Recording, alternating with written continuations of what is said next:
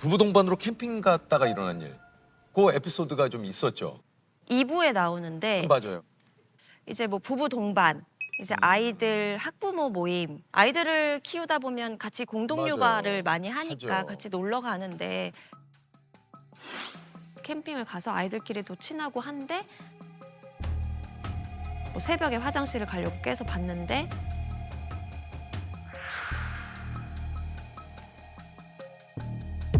캠핑 장소에서 발각되는 걸로 그렸어요.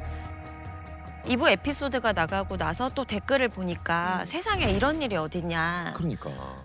작가님이 너무 오바가 심하다. 뭐 이런 상상력이 심하다. 네, 상상력이 과하다. 네, 근데 좀 억울하더라고요. 왜냐면 너무 자주 일어나는 일이라서 썼거든요. 주요? 네. 이제 꼭 한쪽은 술을 잘 마시고 한쪽은 술을 잘 못 마시거든요. 그게 서로 이렇게 또 맞는 사람이 있다 보니까 부부 동반으로 가면 술을 못 마시는 사람들이 일찍 자고 네. 술을 좀 잘 마시는 사람들이 좀 남게 되고 그렇게 하다가 외도가 일어나는 일어나는 경우. 게.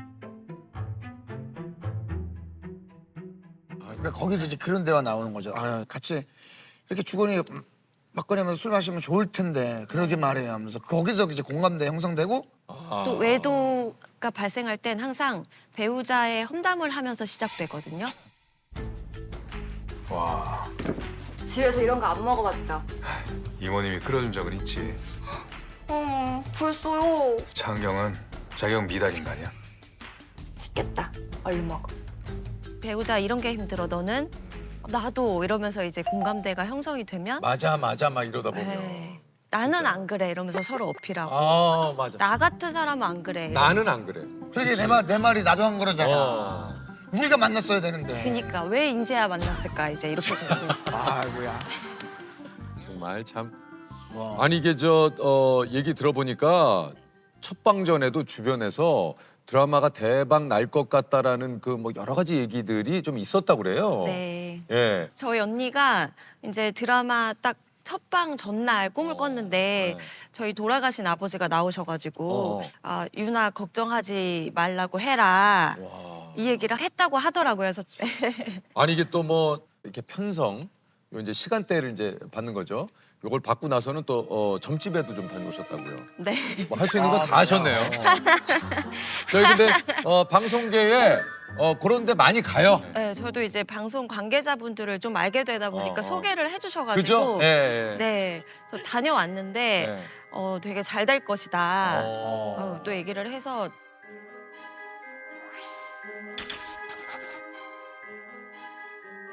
너무 좀 기대를 사실 좀 하고 있었죠. 물론 또 이제 뭐 다 그렇게 맞지는 않습니다만 그래도 그런 말 들으면 조금 마음이 그죠? 네, 훨씬 편안하더라고요. 왜냐면 이게 사실은 요즘 작가님이 이제 댓글을 무지하게 많이 보신대요. 그러니까 네. 뭐 쓰시는 댓글 거의 다 보신다고 생각하면 돼요. 네. 그죠? 국내에 나와 있는 모든 댓글을 봤고 힘내. 그러니까 댓글을 그냥 다 그냥 네, 그냥 다. 다. 네. 그걸 다 보지 않으면 잠이 안 와요. 오늘 하루치의 댓글을 다 털고 나야 오늘 내 할 일을 마쳤다 이러고 잠이 그러니까. 들더라고요. 아니 이게 여기 이제 확실히 현직 변호사님이 쓰시는 거다 보니까 현실 대사들도 굉장히 좀 화제가 네. 많이 됐어요. 사랑은 교통사고 같은 거잖아요. 피할 수 없는. 이거 그때 얘기하신 거잖아요. 맞아요. 네. 요거 이제 드라마에 그죠? 네. 드라마에서 보면 사랑에 빠진 게 죄는 아니라고 하시잖아요. 사랑에 빠진 게 네. 죄는 아니잖아. 좋은데요? 네. 네, 근데 저는 그 대사 딱 들었을 때 아 정말 잘 썼다. 진짜로 저한테 그런 얘기를 많이 하세요. 뭐라고요? 교통사고처럼 일어난 일이고 이거 내가 컨트롤할 수 있는 일이 아니고 사랑은 교통사고 같은 거잖아요. 피할 수 없는. 차은경 김재희가 너 같은 인간을 만난 게 사고지. 사빠 죄야 이렇게 얘기하고 네. 이게 바이럴이 많이 발생을 했었잖아요. 맞아요. 나도 이런 거 하나 만들고 싶다. 어. 나도 정말 이거 너무 갖고 싶다 이런 생각이 작가로서 욕심이 많이 나더라고요. 그래서 사랑은 교통사고 같은 거다. 피할 수 없는. 그래서 딱 이 대사가 나가니까 사교 피업이라고 또 만들어 주시더라고요. 꿈을 이뤘습니다. 네. 의도가 맥혔어요. 사교피어. 의도가 맥혔어요. 사람 교통사고와 같은 거 피할 수 없으니까. 네. 야. 그때 얘기하셨던 게 이제 네. 드라마에. 그리고 언제부터 알고 계셨던 거예요? 이렇게 얘기를 하니까 너도 그게 궁금하구나. 꼭 내연녀들은 그런 걸 묻더라. 그게 그렇게 궁금한가 봐. 어허. 진짜로 어. 이제 예? 좀 약간 현실에서 현실적인. 드릴 법한. 언제부터 알고 계셨던 거예요? 내가 그 대사 나올 줄 알았다.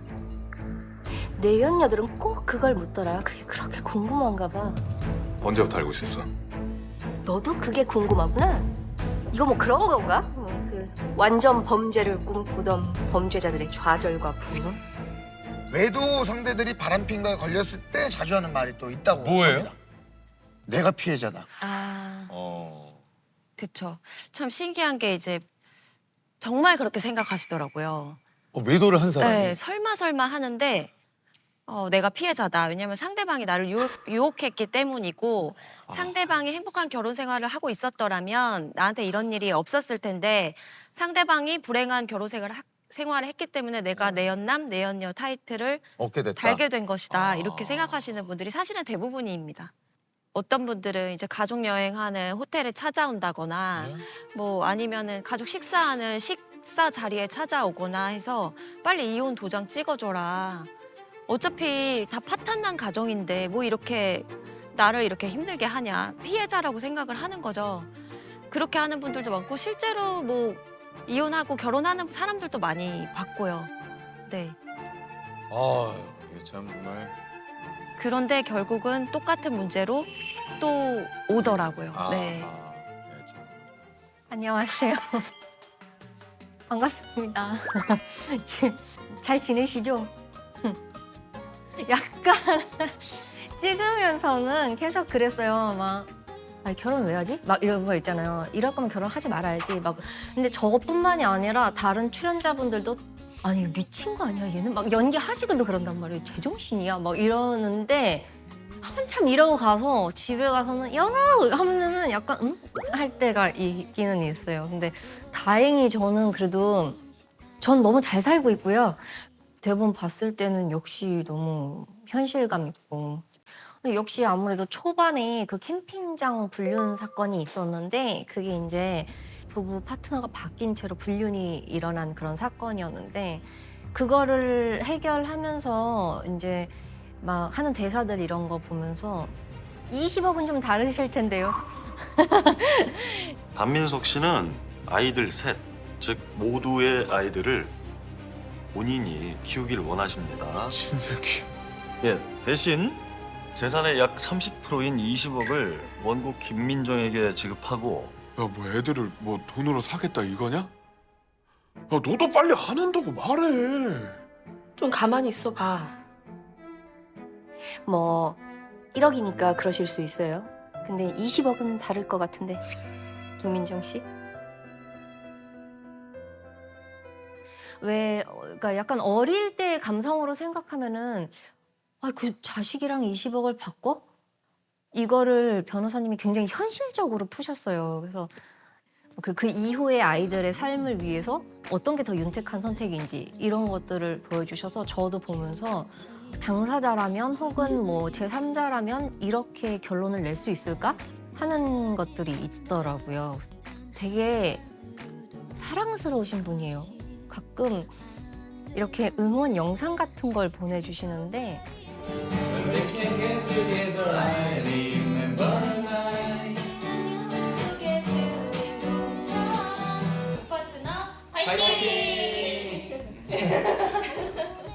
그걸 그렇게 보내주셨어요, 몇 번. 근데 그게 약간 엄청난 힘이 된 것 같아요.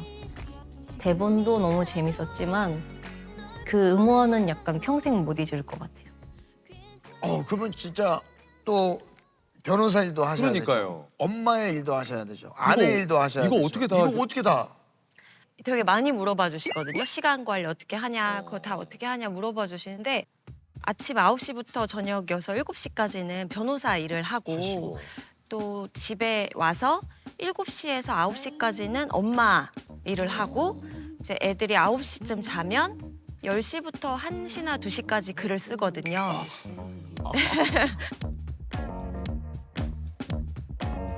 아이고. 아이고야. 네. 그래서 초반 한 2, 3년은 사실 거의 습작 기간이었던 것 같아요. 뭐 드라마 작법 책을 사서 보고 밤에 애들 재워놓고 한 새벽 2, 3시까지 매일 드라마 작법을 공부를 한 그렇게 앞에 한 3년은 거의 약간 수험생처럼 지냈던 것 같고 그래서 자동차에서도 많이 썼고 키즈 카페에서 굉장히 많이 쓰다 보니까 중간중간에 막 짜투리 시간 다 합치고 그러면 하루에 꽤나 많은 시간이 벌어지거든요. 야, 이게 정말 말이 그렇지 이게 어마어마한 일이에요. 그 시작 제안을 받은 건 2018년이지만 작품으로 나온 건 2024년이니까 6년. 6년이 걸렸네. 그러네요. 네. 야, 아니 그 이게 딱 내가 쓴 작품이 드디어 이제 첫 방송 딱 나가는 걸 보셨을 거 아니에요. 네. 어떠셨습니까? 진짜 너무 행복해서 네. 막 TV 앞에다가 풍선이랑 아. 케이크랑 아. 대본이랑 왜냐하면 이게 사실 어떻게 될지 모르기 때문에 그 순간은 즐기고 싶더라고요. 아, 다음 날은 성적표가 나오지 않습니까? 그렇지, 그렇지. 네. 그 순간만큼은. 네, 그 순간만큼은 어쨌든 내가 5, 6년을 모든 저의 자투리 시간과 뭐 남는 시간 다 뭐 그냥. 다 거기다가 쏟아부었는데. 쏟아부었는데 와. 성적표 나오고 나면 실망할 수도 있고 그렇죠, 괴로울 그렇죠. 수도 있으니 그냥 오늘만 즐기자 이래가지고 TV에 그렇게 뭘 차려나 본 거는 처음인 것 같아요. 거의 뭐 약간 제사상 차리듯. 보사 지내듯이. 네, 나를 위한. 네. 드라마에 담지 못했던 굉장히 또 이 좀 충격적인 이야기도 굉장히 많으시다 그래요. 네. 어떤 사례들인지 좀 얘기를 해주실 수 있습니까? 네, 사실 드라마에는 좀 많이 반복되는 사례들 위주로 썼고 네. 그래야 이혼을 좀 더 예방할 수 있을 거라는 측면에서 썼다면 실제로 일어나는 것들은 훨씬 더 이제 어마어마한 것들이 많고 그런 것들을 사실 드라마에 쓸 수는 없죠, 당연히. 그런데 이제 제가 신입 변호사 시절로 거슬러 올라가 보면 그때는 간통죄가 있었거든요. 네. 네, 간통죄가 있어서 간통 현장이 보통 잘 잡히는 게 어떤 기념일이나 뭐 이제 크리스마스나 뭐 이렇게 쉬는 날. 크리스마스 같은 경우에는 연인이 함께 보내는 날로 많이들 알고 있잖아요. 그러면 배우자하고도 시간을 보내야 하고 그렇죠. 또 제2의 또 연인과도 시간을 보내야 그렇죠, 하다 그렇죠. 보니까 이게 겹치거든요. 그럼 어떻게? 그래서 항상 한 명은 이브, 한 명은 당일 이렇게 스케줄을 배분하시는 분들이 많거든요. 상간자들은 꼭 크리스마스 이브, 크리스마스 당일 이런 날들을 상대방과 같이 있는 것으로 자신의 애정, 우리 관계를 확인받고 싶어 하더라고요.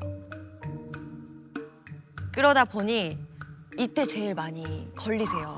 이 크리스마스 때. 그래서 20대 변호사 시절에 간통 현장을 발각하신 의뢰인분들께서 항상 전화를 주셨어요.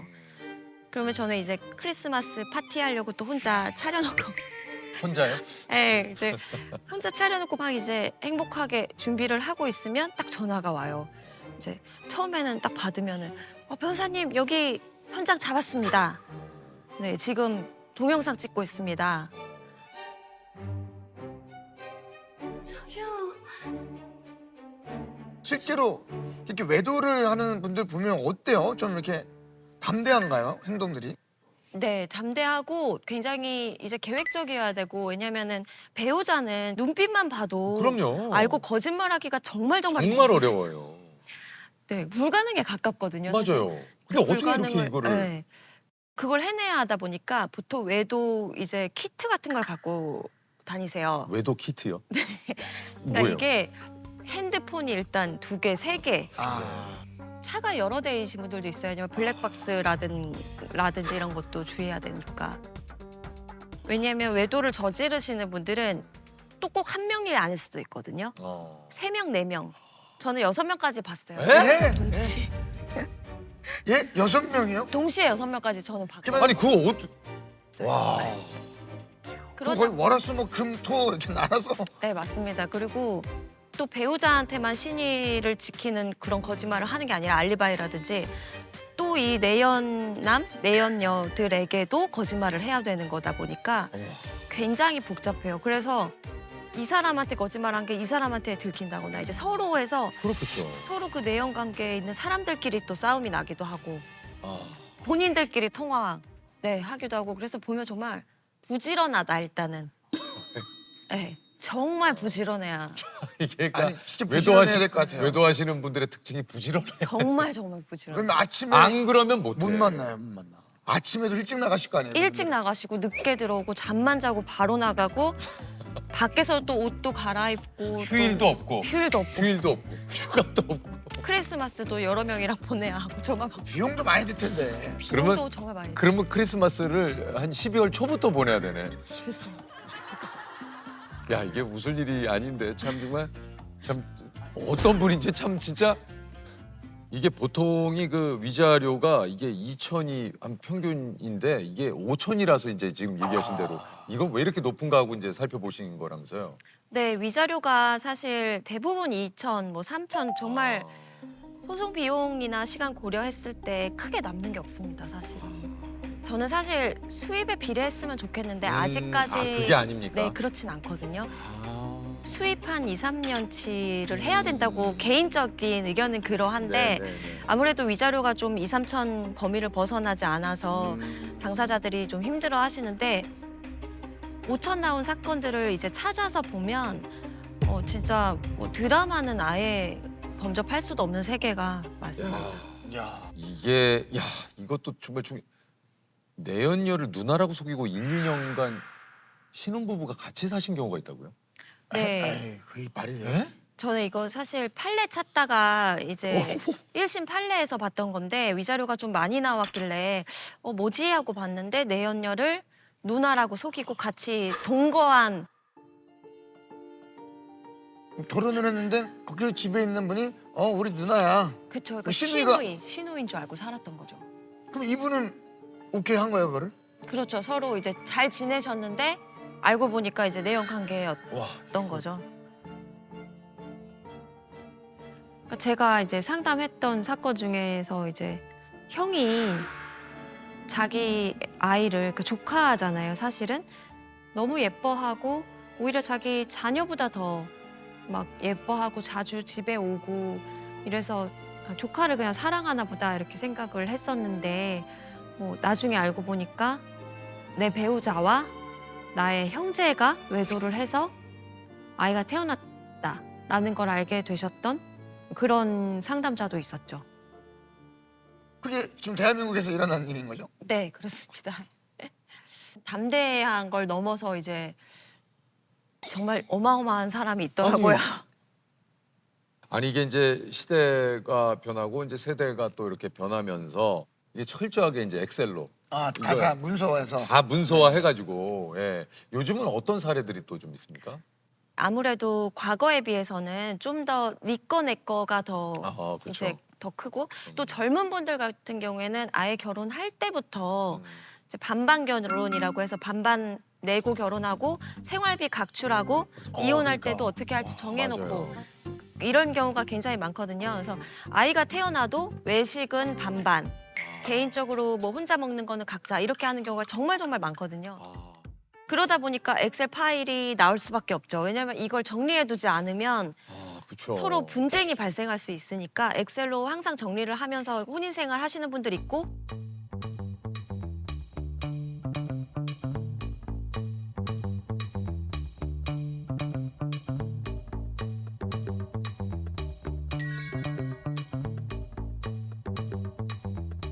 참 정말 근데 처음부터 결혼하기로 했는데 그거를 쓴다는 게 저는 약간 조금 모르겠어요. 제가 F라서 그런 건지 모르겠지만 좀 세대 차이가 또 있는 것 세대 같아요. 차이요. 감성의 차이 아닙니까? 세대 F가 아니고 그냥 세대. 세대 차이. 예. 세대 차이. 아니 네. 예를 들면 이게 상식적으로 제가 생각했을 때는 몰라요. 자 이제 우리가 결혼을 할 거야. 근데 우리 각출할 거고 내가 이거 문서할게. 이게 가능할까? 근데 이제 저는 또 한편으로 생각해 보면 어릴 때부터 사실 늘상 어떤 그런 문서 뭐 예를 들면 이제 그런 것들을 문서화해서 뭐 서로 주고받고 이런 거에 익숙한 세대라면 당연히 결혼을 했어도 전혀 이상할 것 같지는 또 않다라는 생각이 좀 또 그럴 수도 들거든요. 있겠네요. 네. 또 그게 그리고 맞는 분들끼리 결혼을 그렇죠, 하시는 거여서 그렇죠. 오히려 더 좋아하고 맞아요, 네. 맞아요. 이게 좀 세대 차이라고 제가 느끼는 거는 뭐냐면 가끔씩 의뢰인분들이 오시면은 저도 주제 넘게 이걸로 이혼하시는 건 아닌 것 같은데요. 이런 얘기가 나도 네. 모르게 나와요. 좀 아닌데 어. 예를 들면은 뭐 치약, 분리수거로도 분명히 이혼을 결심하시기도 하거든요. 이게 이게 이제 싸움이 날 수는 있거든요. 네. 치약이나 예를 들면 싸움은 날 수 있죠. 근데 이혼까지 이어진다고. 네, 이제 그걸로 시작해서 뭐 물론 결국 싸우다가 선을 넘고 이렇게 되는 그렇게 거겠지만 되는 과정이죠. 제가 이제 거슬러 올라가 보면 결국 그런 거예요. 되게 사소한 거. 그러면 저도 이제 약간 꼰대처럼 아이 그거 좀 이혼하기에는 좀 아니지 않습니까라고 얘기할 때가 있거든요. 근데 저도 많이 사실 혼났죠. 뭐라고 했냐? 의뢰인 분들이 변호사님 저는 이혼하고 싶은데요. 이렇게 얘기하시면 할 말이 없죠. 할 말이 없죠. 그래서 굉장히 많이 저도 깨닫게 되는 부분이에요. 이런 것들에 대해서. 네. 요즘에 이제 사실 그때 시대 상황에 따라서 이혼의 트렌드가 많이 바뀌거든요. 요즘에 집값이 많이 떨어져 있다 보니까 집 명의자들이 먼저 이혼 소송을 거는 경우가 꽤 많아졌어요. 왜냐하면 집 명의자 입장에서는 지금 현재 시가를 기준으로 해서 재산 분할을 줘야 되기 때문에 현재 시가가 낮을 때 본인한테 이혼이 유리하고 내가 만약에 명의자가 아닌 사람인 경우에는 시가가 올랐을 때 그 시가를 기준으로 재산 분할의 가액이 책정이 되기 때문에 더 많이 오는 거죠. 그래서 어떤 아파트는 예를 들면 이 아파트가 뭐 재개발이 확정됐다. 그러면 그 단지에서 막 계속 이혼하러 오시고 그러니까 이혼이라는 게 뭐 10년 전부터 언제 이혼할지 시점을 고려하고 있었던 사람들 입장에서는 지금이야 하고 오기도 하고 네 거 내 거가 나뉘어지는 결혼 생활이 많죠.